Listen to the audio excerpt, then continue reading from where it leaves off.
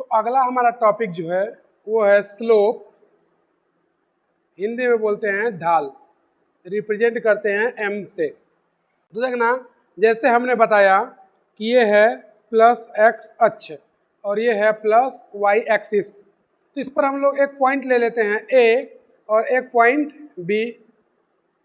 तो हमने बताया था कि इसका जो कोऑर्डिनेट्स होता है वो होगा x1 y1, इसका जो कोऑर्डिनेट्स है वो होगा x2 और y2। तो एक्चुअल में ये x1 x2 है क्या, ये डिस्टेंस x1, ये डिस्टेंस x2, ये डिस्टेंस y1 और ये डिस्टेंस y2। अगर हम लोग इसको आपस में मिला देते हैं, यहाँ पे जो एंगल बनेगा उसको हम लोग थीटा बोल रहे हैं।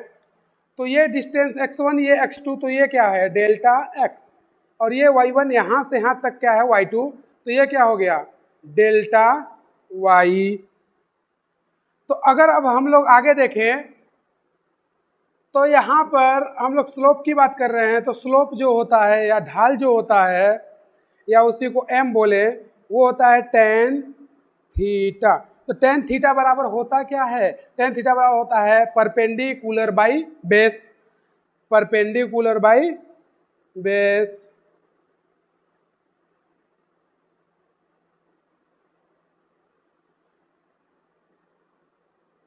बाई बेस, हिंदी में बोलते हैं लंब बटे आधार। तो अगर हम लोग आगे देखें इसी में, तो tan थीटा बराबर लंब बटे, तो जो परपेंडिकुलर है वो कितना है डेल y, और जो इसका बेस है वो कितना है डेल x। तो क्या इसको हम लोग ऐसे भी लिख सकते हैं y2 माइनस y1 बटे x2 माइनस x1। तो ये होता है स्लोप या कि फिर ढाल प्रवणता का फार्मूला। अगर हम लोग इसमें आगे बात करें तो देखना, tan 0 डिग्री की वैल्यू होती है 0 और tan 90 डिग्री की वैल्यू होती है इनफाइनाइट। तो इसका मतलब हम लोग बोल सकते हैं कि इफ या यदि theta less than equal to 90 degree है तो जो हमारा स्लोप होगा वो पॉजिटिव होगा, वो स्लोप क्या होगा पॉजिटिव होगा। क्योंकि tan 0 बराबर 0, इसका मतलब यहाँ पर जो हमारा स्लोप होगा वो क्या होगा मिनिमम, वो क्या होगा मिनिमम। और जब हमारा स्लोप कितना है 90 डिग्री, तो उस समय हमारा जो स्लोप होगा वो क्या होगा मैक्सिमम, क्योंकि tan 90 बराबर इनफाइनाइट, तो उस टाइम पर स्लोप पॉजिटिव।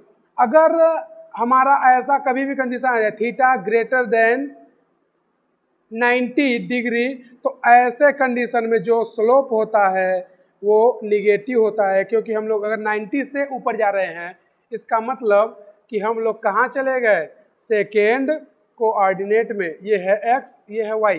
तो एग्जाम्पल से देखना, जैसे हमने क्या किया, ये एक लाइन ड्रॉ किया, इसको ले लिए a, ये एक लाइन b, तो ये है फर्स्ट कोऑर्डिनेट और ये है सेकेंड, ये थर्ड और ये फोर्थ।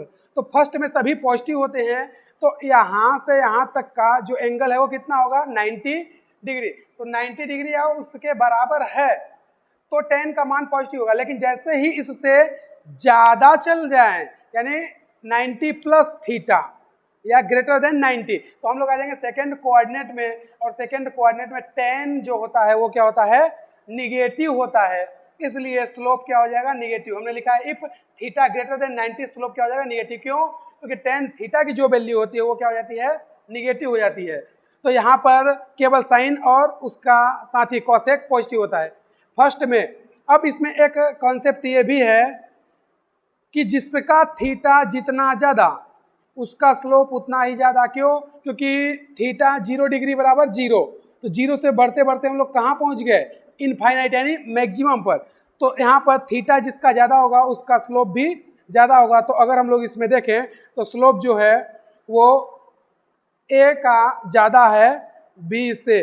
क्यों है, क्योंकि थीटा 1 ज़्यादा है थीटा 2 से, तो इसको थीटा 1 ले लेते हैं और ये है थीटा 2। तो जो थीटा 1 है वो ये वाला है और जो थीटा 2 है ये b वाला है। तो b a का जो एंगल है वो ज़्यादा है और जो बी का एंगल है वो कम है, तो जिसका थीटा ज़्यादा उसका स्लोप भी ज़्यादा होता है। तो हम लोग बोल सकते हैं कि स्लोप मिनिमम कब होगा, जब थीटा 0 डिग्री होगा, स्लोप मैक्सिमम कब होगा, जब थीटा 90 डिग्री होगा। लेकिन अगर theta less than equal to 90 degree है तो स्लोप पॉजिटिव होता है, लेकिन theta greater than 90 degree slope negative होता है। क्यों? क्योंकि हम लोग चले जाते हैं सेकेंड कोऑर्डिनेट में। तो ये है स्लोप और उनसे रिलेटेड कुछ कॉन्सेप्ट।